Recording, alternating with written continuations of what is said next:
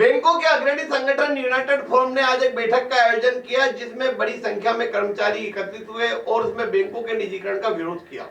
बैंकों के निजीकरण और घटाई गई ब्याज दर व ग्राहकों के पैसे सुरक्षित करने की मांग को लेकर शनिवार को स्थानीय गोमाबाई रोड स्थित रोटरी सामुदायिक भवन में United forum of bank union के बैनर तले जिले को राष्ट्रीयकृत बैंक के अधिकारी कर्मचारी की एक आवश्यक बैठक का समापन हो गया।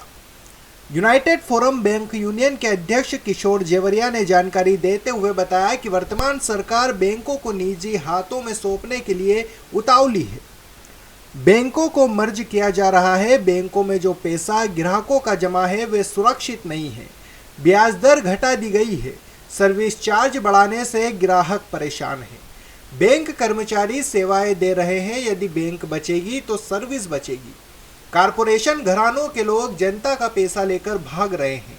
उस दिशा में सरकार कोई काम नहीं कर रही। अब तक उन लोगों से ग्राहकों के पैसों की वसूली तक नहीं की गई। जनता के पैसों की लूट हो रही है जिसकी वजह से बैंक घाटे में जा रही है। जनता का विश्वास बैंकों पर बना रहे। बैंकों को निजीकरण से बचाया जाए।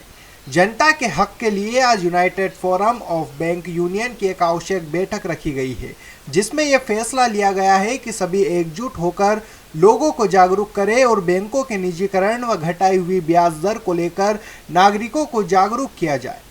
बैठक में जिले की राष्ट्रीयकृत बैंकों के अधिकारी कर्मचारी भी शामिल हुए।